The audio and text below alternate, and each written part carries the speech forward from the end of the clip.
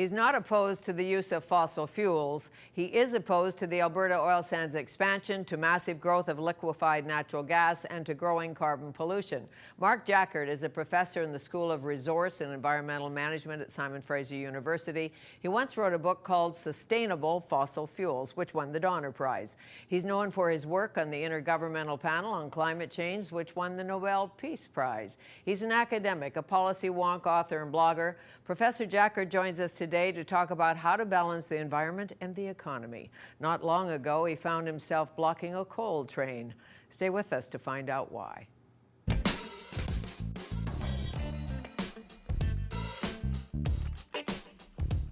Good to be here with you today and with energy economist, professor, and former government advisor Mark Jaccard. Unlike some people and some environmentalists, he would like to see lots of resource development, but he has strong opinions about energy policy and all it entails. He's a lead authority on ecoeconomics and resource extraction, and not just from an academic perspective. He is a bit of an accidental activist. I hear tell. I was reading Walrus magazine, and they called you an accidental activist. Hi. Hi. Nice to see you again. Thanks for having me. So, accidental activist because? Well, that was a title that the Walrus editors came up with. I wanted to write an article more, not just for academics. It's time for people like me not just to be communicating to academics. We need to communicate with everybody, especially about the environmental problems from using fossil fuels. And when we have governments that are trying to recognize this problem and do something about it, and for many years we've had some of that at the federal level, and we had a really rife period under Gordon Campbell here in British Columbia and other jurisdictions that I've been in. So I've helped those jurisdictions, and I've done that elsewhere in the world.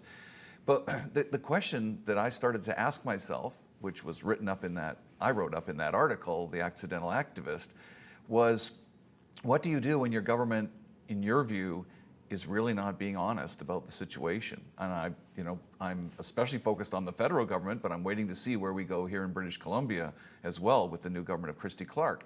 And the federal government of Stephen Harper and Joe Oliver, the Minister of Natural Resources, says, we are still committed to reducing greenhouse gases. Canada has a target for 2020. We're gonna meet those targets.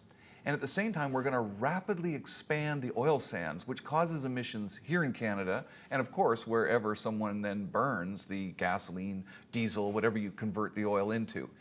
And these things don't go together. Any of the international experts that I work with will tell you they don't go together. And so I ask myself, what do you do when the government is not being honest about this? What do you do as a researcher? Should you become an activist at that point? And that's sort of a bit of the background to what has driven me in that direction. And it drove you to block a Burlington Northern train somewhere. In White Rock. We were stopping Black Rocks in White Rock. Okay. And we picked that spot. There are so many things to stand in front of right now. I just toured Europe with Jim Hansen, the NASA scientist. He's been arrested several times. He wasn't an activist like that 10 years ago or 20 years ago. He sees the world in a similar way that people like me do right now. There are many more academics like us, or independent experts, maybe not at university, who are getting more active. And yes, it was a Burlington Northern train taking coal in which we're trying to expand coal sales to Asia. And the reason is because actually coal sales are declining in North America as we reduce greenhouse gas emissions. Coal. British Columbia coal. There are two kinds of coal, as I recall, from Science 101. There's thermal and metallurgical.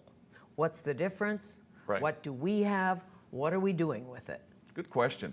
We make that category, metallurgical and thermal, which means we're going to make electricity with it. And metallurgical, we're going to use it as a base with pig iron in blast furnaces to make steel. So metallurgical to make steel. But in fact, you can make steel with crappy coal. It's just not as good, the process. And you can make electricity with the metallurgical coal. So it's kind of it's a human distinction that we make. And here in British Columbia, we have some high quality coal So we're sending it over Korea, Japan, even China, and it's used to make steel, so we call it metallurgical coal. But at one time, BC Hydro was thinking at Hat Creek to use coal like that to make electricity, and you'll find that around the world. And is there a clean way to burn coal? Yes, and that you alluded in your opening comments to my book, Sustainable Fossil Fuels. This kind of, as an independent expert, I try not to have preconceived notions that fossil fuels are bad and renewables are good, or nuclear is bad and efficiency is good. I just try to look at the evidence, and my mind changes over time.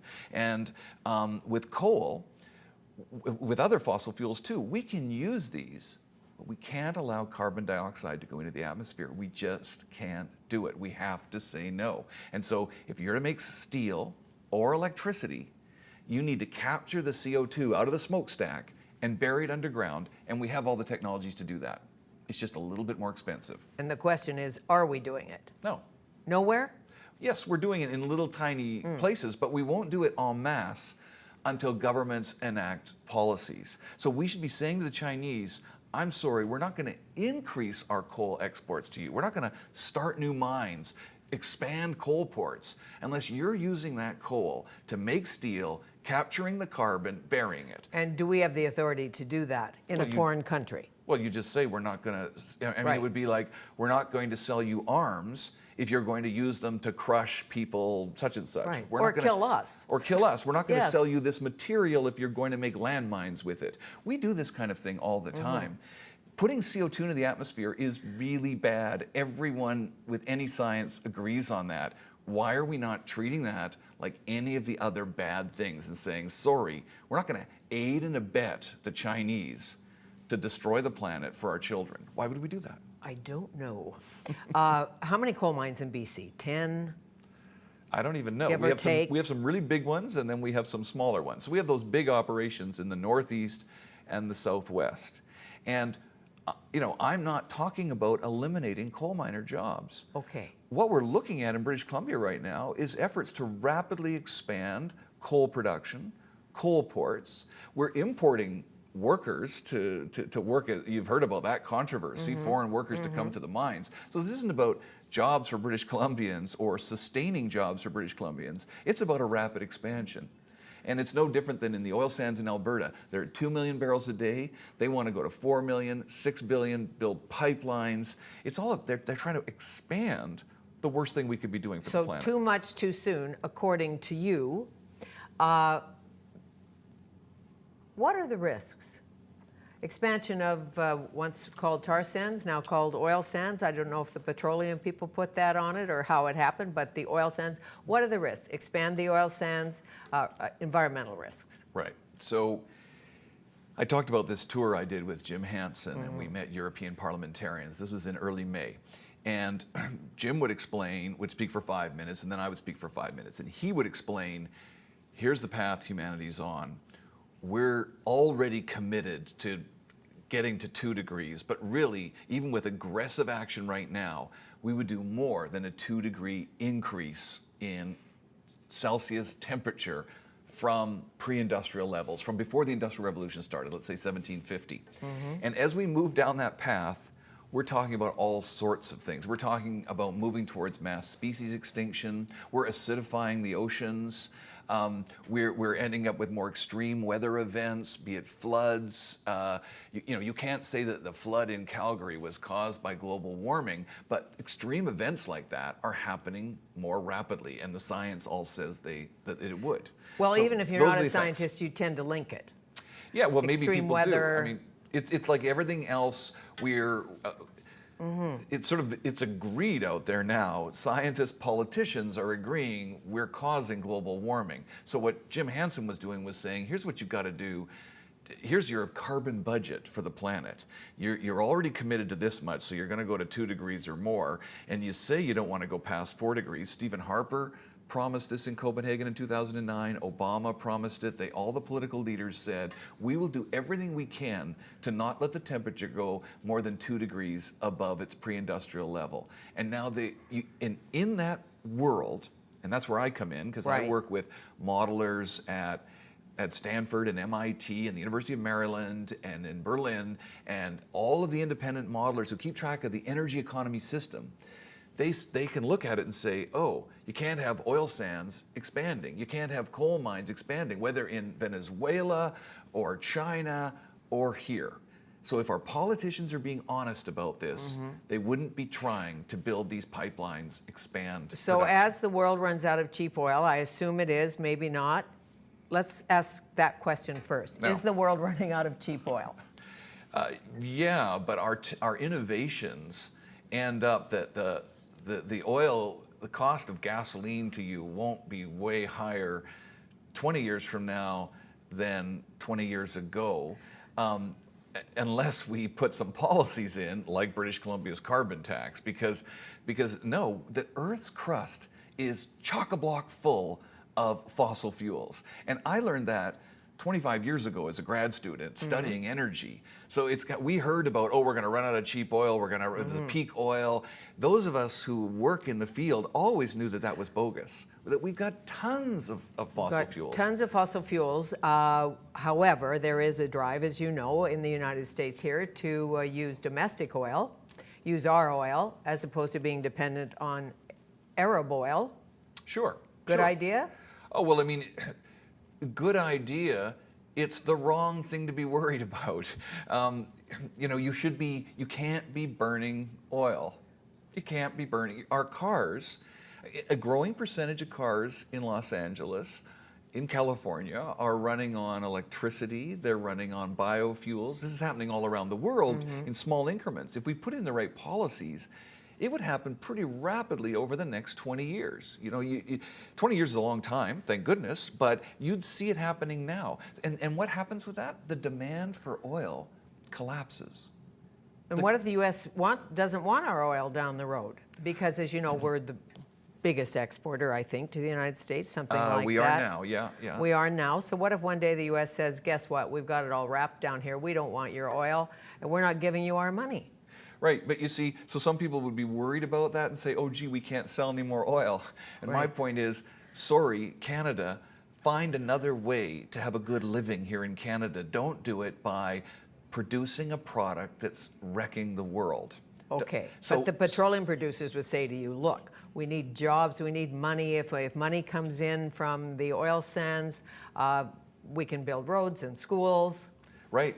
So, and what if, so the heroin industry comes and says, you know what, we can get jobs making heroin. Would you say, oh good, let's get jobs and we can pay taxes to the heroin producers and then we'll have money for schools? What if it's to make, I don't know, some horrific plutonium? Like, burning carbon is catastrophic to the planet. And so if they want to have jobs doing that, it's ludicrous. There are other places in the world. Here's an example. If you look at Norway and Denmark, Norway has a lot of oil. Now they're starting to use less of it. Denmark had none, has had almost nothing in terms of oil, coal. The standard of living in the two countries are almost the same after 30 years of the Norwegians exploiting oil. Are we so bad that we can't say that we can't have a good standard of living here by using our intelligence to create things that don't destroy the planet? If you could wave the Mark Jaccard wand, would you say no to Northern Gateway, no to Keystone, You can't. no to twinning pipelines? Yeah. If you came to me and said, I want to build a lead zinc mine somewhere, I'd say, follow the right environmental reviews, go to it. If you wanted to do a new kind of intensive forestry somewhere, great. If you wanted to do all sorts of wonderful resource development projects, if you wanted to do coal and oil, and you were selling it to someone who was burying the carbon dioxide, I'd say great. All I'm saying is if you're doing projects, Northern Gateway, Kinder Morgan expansion, Coalport expansion, that is going to increase carbon pollution, you're doing the wrong thing. You might as well be a heroin dealer. Strong words. When we come back, liquefied natural gas, LNG, the dummies course. We'll return with Resource and Environmental Management Professor Mark Jaccard.